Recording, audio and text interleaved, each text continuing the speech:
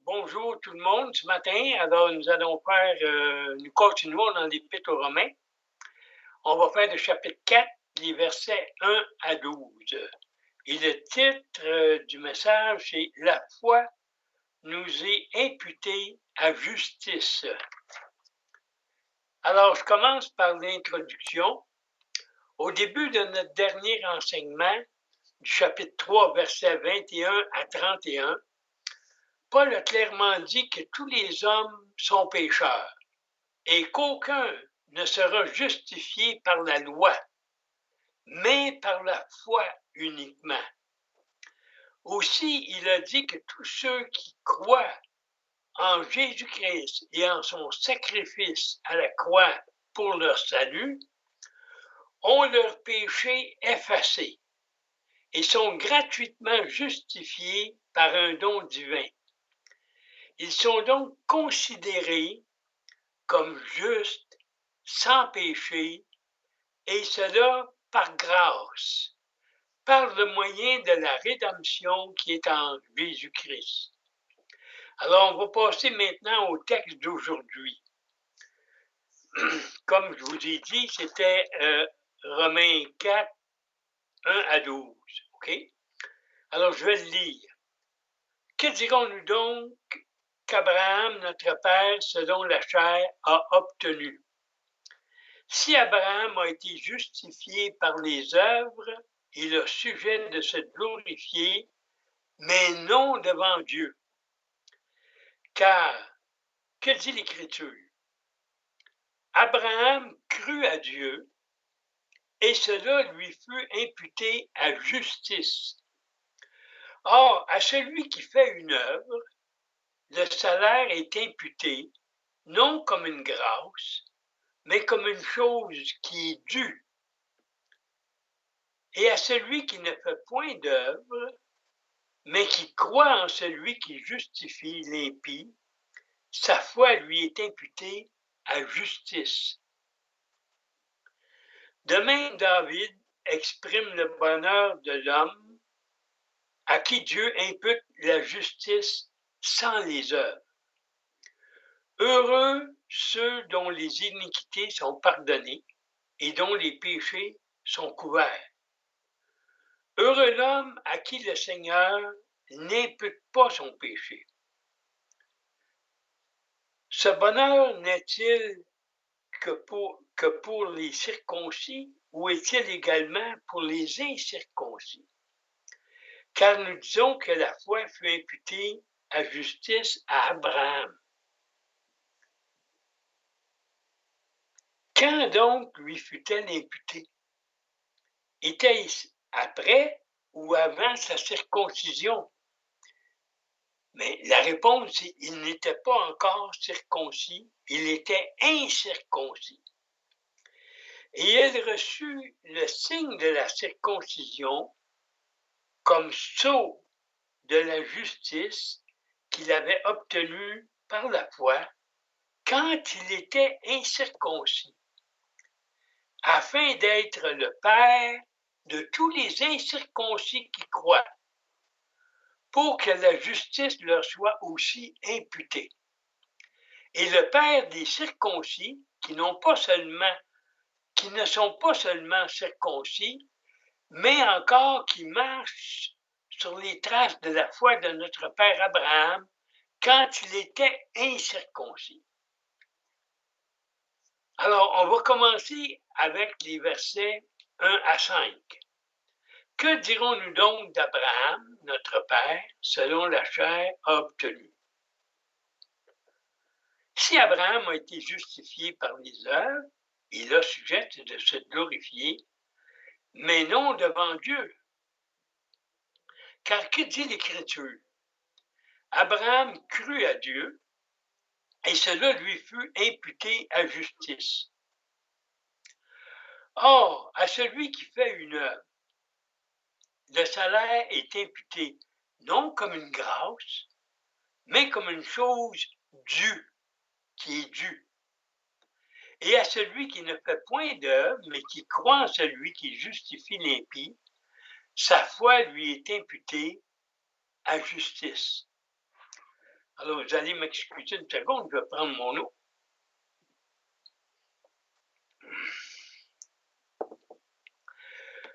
On continue. Au chapitre 3, Paul a dit que ce n'est pas par les œuvres de la loi que l'homme est justifié, mais par la foi en Jésus-Christ. Si nous suivons cette ligne de pensée, nous pourrions penser que ceci ne s'applique que durant la mort que depuis la mort de Jésus pour nous. Ici, Paul va à l'origine de la justification par la foi en citant la vie d'Abraham. Au verset 2, il dit que si Abraham a été justifié par les œuvres, il a sujet de se glorifier, mais non devant Dieu. Abraham et aucune autre créature humaine ne peut être justifié par les œuvres devant Dieu. Si Abraham avait été justifié par ses œuvres, il aurait eu raison de se glorifier. Il aurait pu dire, « Hey, regardez-moi, Dieu m'honore grâce à mes bonnes actions. » Concernant Abraham, lisons le texte de Genèse 15, verset 6. Abraham eut confiance en l'Éternel, qui le lui imputa à justice. Le verbe imputer signifie mettre au crédit ou au compte d'une personne. Parce qu'Abraham a mis sa confiance en l'Éternel, alors l'Éternel l'a déclaré juste. Je vous ai préparé une feuille, mais là, je ne peux pas la trouver. C'est sur laquelle sont écrits les textes du Nouveau Testament où il est écrit « imputé à justice » dans la Bible seconde et la Bible sommaire. Je vous les donnerai plus tard. Comme Jacques l'a dit, il y a toujours un lien très étroit entre la foi et les œuvres. Jacques dit, « Mes frères, que sert-il à quelqu'un de dire qu'il a la foi s'il n'a pas les œuvres? Cette foi peut-elle le sauver? Si un frère ou une sœur sont nus et manquent de la nourriture de chaque jour, et que l'un d'entre vous leur dise, allez en paix, chauffez-vous et rassasiez-vous, et que vous ne leur donniez pas ce qui est nécessaire au corps, à quoi cela sert-il? Il en est ainsi de la foi. Si elle n'a pas les œuvres, elle est morte en elle-même. L'œuvre prouve la véracité de la foi. Si Abraham n'avait pas quitté son pays, comme Dieu le lui demandait, aurait-il eu la foi en ce que Dieu lui demandait de faire? Si Noé n'avait pas construit l'arche, aurait-il eu la foi en ce que Dieu lui demandait de faire? Par contre, Dieu ne justifie pas l'homme à cause de son œuvre, mais à cause de sa foi qui produit une œuvre. La foi est le seul chemin qui permet une relation entre l'homme et Dieu. Parce que sans la foi, il n'existe aucune relation entre l'homme et Dieu, et l'homme ne partagera jamais la gloire de Dieu. Dieu est l'être suprême qui nous parle, et l'homme doit le croire. S'il le croit, il fera ce qu'il lui demande. Voyons les versets 4 et 5. Or, à celui qui fait une œuvre, le salaire est imputé non comme une grâce, mais comme une chose due, qui est due. Et à celui qui ne fait point d'œuvre, mais qui croit en celui qui justifie l'impie, sa foi lui est imputée à justice. Sur le plan humain, celui qui travaille 40 heures par semaine et qui reçoit le salaire tel que prévu, selon l'entente de l'employeur, ne reçoit pas une grâce, mais il reçoit le montant que l'employeur avait accepté de lui payer, ce qui lui était dû pour son travail. Mais Dieu n'agit pas comme un employeur humain. Nous ne sommes pas récompensés pour les services rendus à Dieu. C'est à cause de sa miséricorde et de sa grâce, en réponse à notre foi, qu'il nous récompense. La foi est un don gratuit que Dieu accorde dans sa grâce. Sans cette grâce, nous ne pourrions pas commencer à croire. Notre salut du commencement à la fin est le résultat de la grâce divine. Dieu est l'imitateur de notre salut. Non, excusez. Dieu est l'initiateur de notre salut et celui qui le mène à la perfection. On va continuer avec les versets 6 à 8. De même, David exprime le bonheur de l'homme à qui Dieu impute la justice sans les œuvres. Heureux ceux dont les iniquités sont pardonnées et dont les péchés sont couverts. Heureux l'homme à qui le Seigneur n'impute pas son péché. Ce qui est vrai d'Abraham l'est aussi pour David. Paul cite la façon dont le roi David décrit la grâce que l'Éternel lui a accordée. Les œuvres de Dieu étaient mauvaises. Il avait commis adultère. Excusez-moi, j'ai dit les œuvres de Dieu. Les œuvres de David étaient mauvaises. Il avait commis adultère avec Bathsheba et en plus, il avait fait tuer son mari, Uri.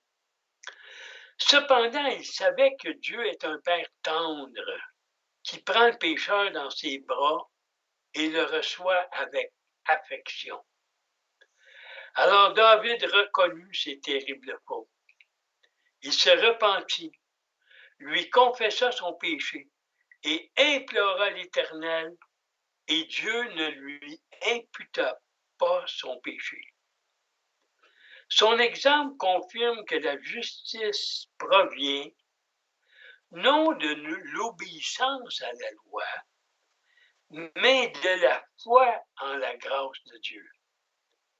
Cependant, cet acte de miséricorde divine ne fut pas gratuit pour tout le monde, puisque Jésus a dû payer le plein salaire du péché de David et des nôtres par sa mort expiatoire sur la croix.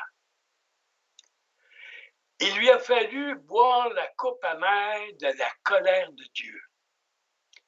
La démarche spirituelle d'Abraham et de David montre que la justice par la foi n'a aucun lien avec les œuvres accomplies, qu'elles soient bonnes ou mauvaises.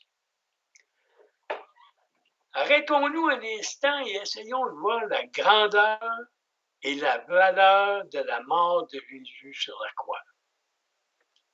C'est lui qui a reçu la punition de tous les péchés de l'humanité, depuis Adam et Ève, jusqu'à la dernière personne qui vivra sur la terre.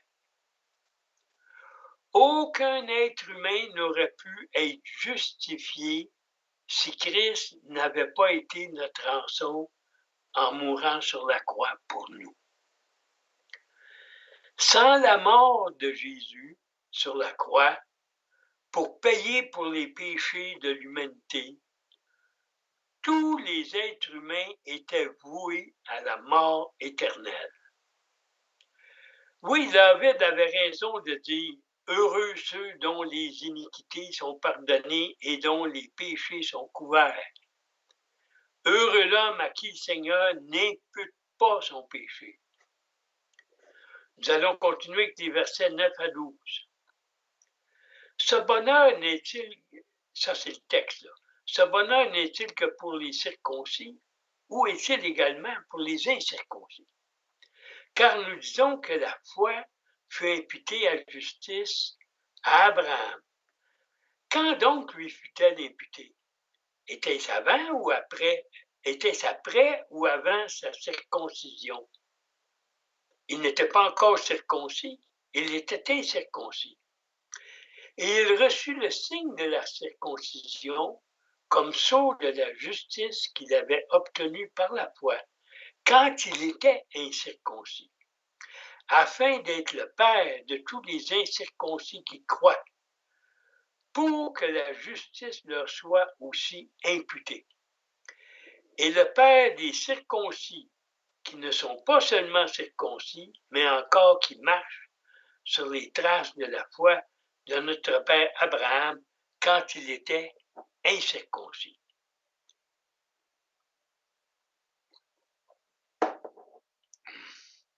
Avant d'expliquer ces versets, il serait bon de mentionner 2 points qui sont très importants.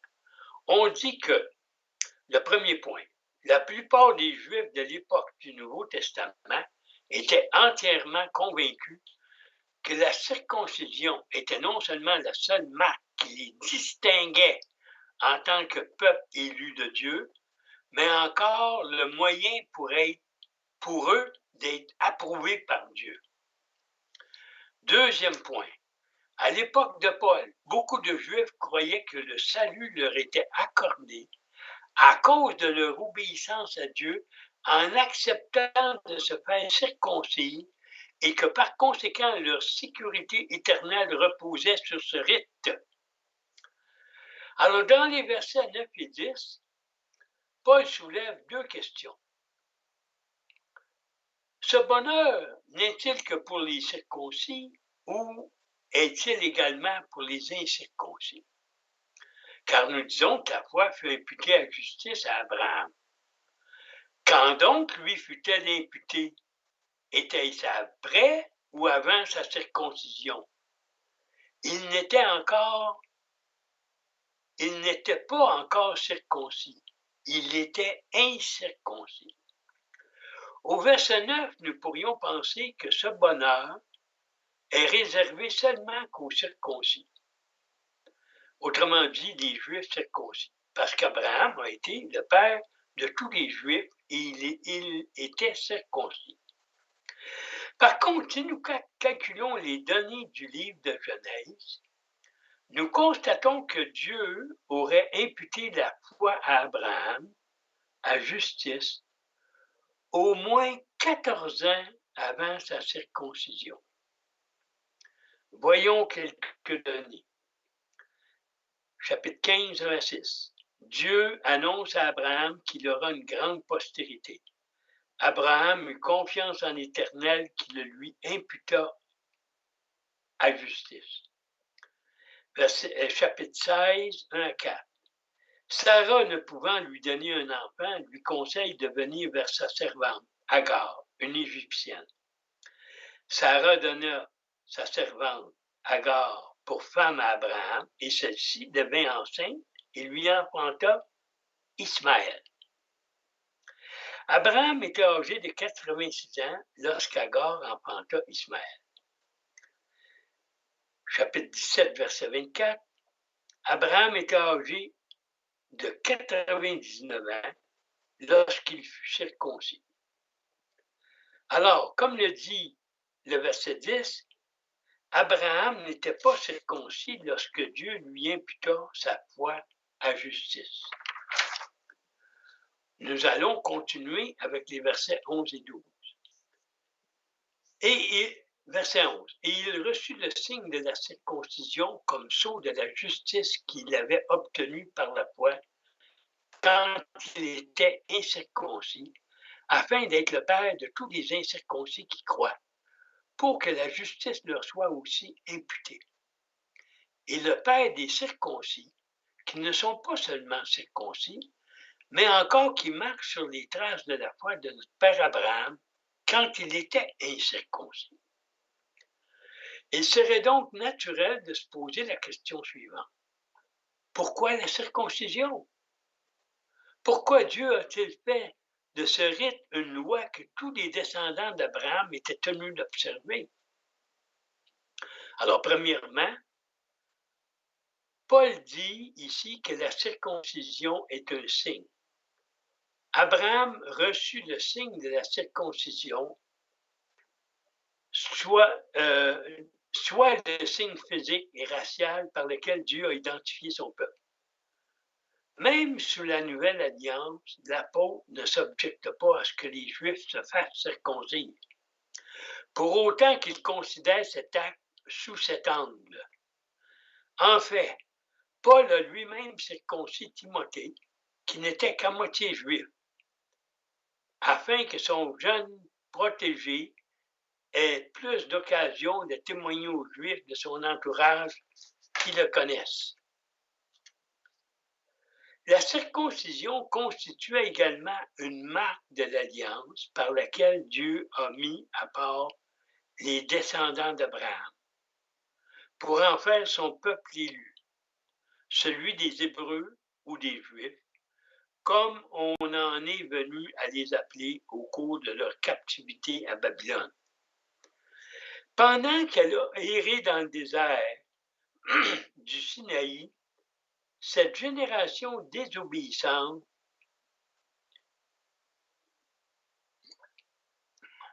que Dieu a fait périr avant qu'elle n'entre dans la terre promise, n'accomplissait plus le rite de la circoncision. Mais lorsque Dieu a préparé son peuple à entrer dans le pays qu'il lui avait promis, Josué a institué de nouveau le signe de la circoncision sous l'ordre direct de Dieu. On voit ça dans Josué 5.2. Deuxièmement, la circoncision est un sceau de la justice qu'Abraham avait obtenu par la foi quand il était incirconcis. Autrement dit, chaque fois qu'il accomplissait la circoncision, le peuple de Dieu se faisait rappeler la justice divine qu'Abraham avait reçue et que tous les croyants reçoivent par la foi, indépendamment de toute circoncision. Bien qu'ils véhiculent tous les deux des idées comparables, le signe attire l'attention sur quelque chose, alors que le sceau en garantit la validité. En effet, lorsqu'on opposait un sceau officiel sur une lettre ou un décret, par exemple, on en garantissait l'authenticité. En ce sens, la circoncision constituait l'acte d'authentification du fait que les promesses que Dieu avait faites pour son alliance allaient s'accomplir. Il attirait l'attention sur le fait que Dieu voulait circoncire, soit apposer son sceau d'authentification sur le cœur de son peuple et non simplement leur corps. C'est là ce que Dieu a toujours souhaité. Et les Juifs auraient dû le savoir bien longtemps avant que Paul le précise dans son épître aux Romains. En effet, Moïse n'avait-il pas déclaré « L'Éternel, ton Dieu, circoncira ton cœur et le cœur de ta postérité. Et tu aimeras l'Éternel, ton Dieu, de tout ton cœur, de toute ton âme, afin que tu vives. » On voit ça dans Deutéronome 30, verset 6. Dieu avait toujours souhaité, en premier lieu, éliminer le péché qui enveloppait le cœur de l'homme, comme les paroles de Jérémie l'attestent. Car ainsi parle l'Éternel aux hommes de Juda et de Jérusalem. Défrichez-vous un champ nouveau, et ne semez pas parmi les épines. Circoncisez-vous pour l'Éternel, circoncisez vos cœurs, hommes de Juda et habitants de Jérusalem, de peur que ma colère n'éclate comme un feu et ne s'enflamme, sans qu'on puisse l'éteindre à cause de la méchanceté de vos actions. On lit ça dans Jérémie 4, 3 et 4. Par la bouche du même prophète, le Seigneur avait également déclaré, mais que celui qui veut se glorifie d'avoir de l'intelligence et de me connaître, de savoir que je suis l'Éternel, qui exerce la bonté, le droit et la justice sur la terre, car c'est à cela que je prends plaisir, dit l'Éternel. Voici les jours viennent, dit l'Éternel, où je châtierai tous les circoncis qui ne le sont pas dans leur cœur. L'Égypte, Juda, Édom, les enfants d'Ammon, Moab, tous ceux qui se rasent les coins de la barbe, ceux qui habitent dans le désert, car toutes les nations sont incirconcises et toute la maison d'Israël a le cœur incirconcis. Jérémie 9, 24 à 26. Chaque enfant mâle d'Israël attestait que le cœur des hommes a besoin d'être circoncis ou purifié spirituellement. De manière comparable, le baptême symbolise la mort à soi-même du croyant et sa résurrection en Christ. La communion symbolise l'acte rédempteur de Dieu en notre faveur, acte que nous sommes tenus de commémorer jusqu'à son retour. Aucun de ces rites n'a un quelconque mérite en soi. Et les éléments de l'eau, du pain et du vin n'ont certainement aucun mérite ni pouvoir en eux-mêmes. Le baptême et la communion sont tous les deux des démonstrations et des rappels extérieurs de la réalité intérieure du salut en la personne de Jésus-Christ. Comme Paul l'a déjà indiqué clairement au chapitre 2, versets 28 et 29, le juif, ce n'est pas celui qui en a l'apparence, et la circoncision, ce n'est pas celle qui est visible dans la chair, mais le juif, c'est celui qui l'est intérieurement. Et la circoncision, c'est celle du cœur, selon l'esprit et non selon la lettre. La louange de ce juif ne vient pas des hommes, mais de Dieu. On voit ça dans Romains 2, 28 et 29. La circoncision du cœur est une expression figurée pour la pureté intérieure, comme celle qui est demandée par le livre de Deutéronome. Un cœur circoncis est un cœur obéissant à Dieu. La circoncision du cœur était un appel à retirer le péché de leur cœur, tout comme l'intervention chirurgicale opérée par la circoncision retirait le prépuce. Ils pourraient ainsi avoir une bonne relation avec Dieu. Alors cela termine notre étude pour aujourd'hui. Que Dieu bénisse sa parole et je vous dis Amen.